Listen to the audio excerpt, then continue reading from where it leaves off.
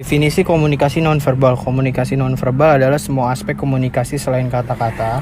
Dia mencakup tidak hanya gerak tubuh dan bahasa tubuh, tetapi juga bagaimana kita mengucapkan kata-kata, infleksi, jeda, nada, volume, dan aksen.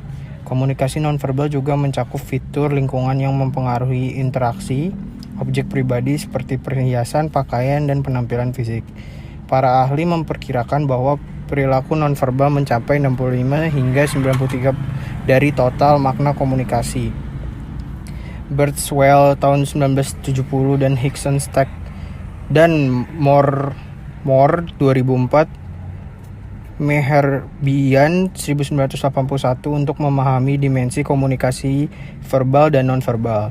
Kami mengidentifikasi persamaan serta perbedaan di antara mereka. Selanjutnya, persamaan antara verbal dan komunikasi nonverbal. Komunikasi nonverbal mirip dengan komunikasi verbal dalam 4 hal. Bersifat simbolis, dipandu oleh aturan, mungkin disengaja atau tidak disengaja, dan mencerminkan budaya.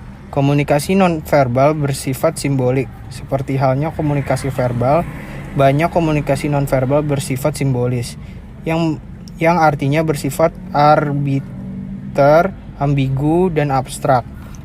Nomor 2, komunikasi nonverbal dipandu oleh aturan dalam masyarakat tertentu. Kita berbagi pemahaman umum tentang perilaku nonverbal mana yang sesuai dalam berbagai situasi dan apa artinya.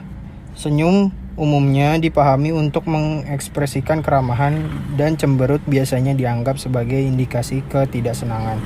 Komunikasi nonverbal mungkin disengaja atau tidak disengaja. Seperti komunikasi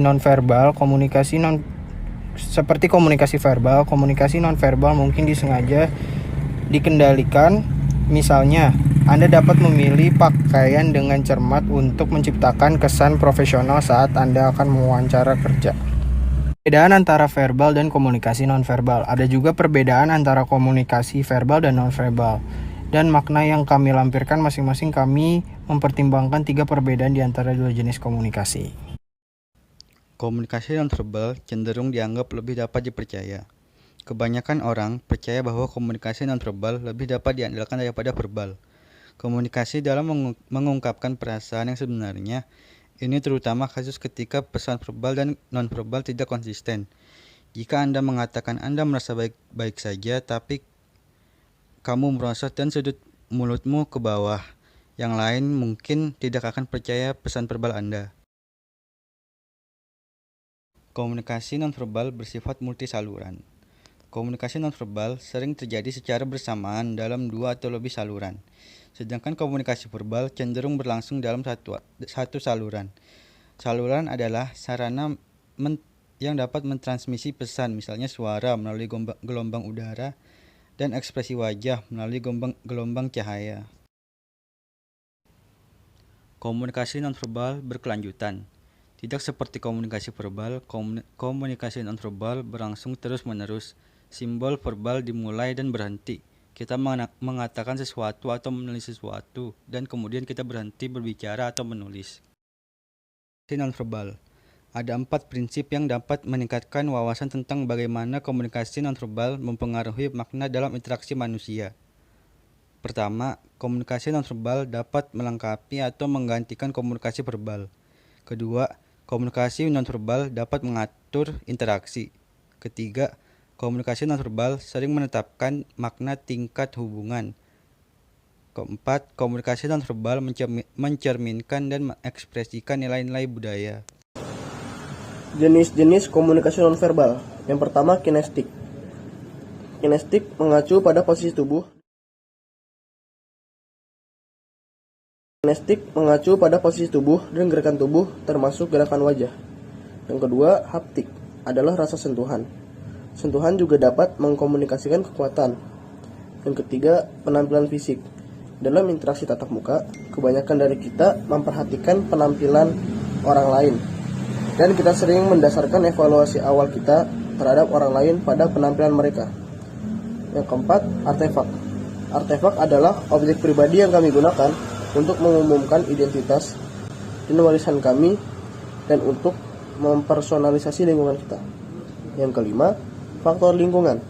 Faktor lingkungan adalah elemen yang mempengaruhi bagaimana kita merasakan dan bertindak.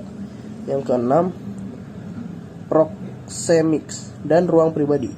Proxemics mengacu pada ruang dan bagaimana kita menggunakannya. Halaman 1968. Setiap budaya memiliki norma yang menentukan bagaimana orang harus menggunakan ruang, seberapa dekat orang harus dengan orang lain, dan berapa banyak uang yang berhak dimiliki oleh orang lain. Yang ketujuh, chronemics. Chronemics mengacu pada bagaimana kita memandang dan menggunakan waktu. Yang kedelapan, parabahasa adalah komunikasi yang vokal tetapi tidak menggunakan kata-kata. Yang kesembilan, diam. Diam itu bisa melambangkan kepuasan ketika teman dekat begitu nyaman sehingga mereka tidak perlu bicara.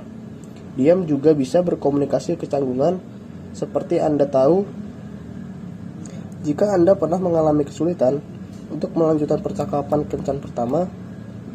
Dalam beberapa budaya, termasuk banyak budaya timur, diam menunjukkan rasa hormat dan perhatian. Kemudian, media sosial dan penggunaan komunikasi nonverbal. Seperti halnya dengan setiap aspek komunikasi interpersonal, perilaku nonverbal terhubung ke media sosial. Mungkin masalah yang paling jelas adalah komunikasi nonverbal lebih terbatas dalam komunikasi digital dan online daripada interaksi tatap muka. Kata-kata dalam email atau pesan teks tidak dapat memberitahu apakah orang yang menulis dengan serius, sarkastik, atau main-main. Maka dari itu diciptakanlah emoticon.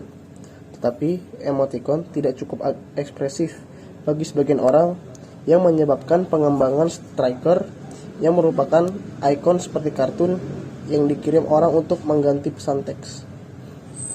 Kemudian, pedoman untuk meningkatkan komunikasi nonverbal. Pertama, pantau komunikasi nonverbal Anda. Pikirkan tentang diskusi sebelumnya tentang cara kita menggunakan perilaku nonverbal untuk mengumumkan identitas kita.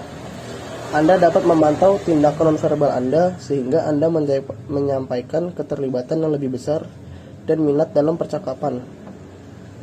Memperhatikan dimensi nonverbal dunia, Anda dapat memperdayakan untuk menggunakan secara lebih efektif untuk mencapai tujuan interpersonal Anda. Kemudian, menafsirkan komunikasi nonverbal untuk sementara. Meskipun toko dipenuhi dengan buku saran populer yang menjanjikan untuk menunjukkan caranya untuk membaca komunikasi nonverbal, sebenarnya tidak ada formula yang pasti. Itu naif untuk berpikir kita dapat dengan tepat memecahkan kode sesuatu yang kompleks, ambigu, dan pribadi seperti komunikasi nonverbal.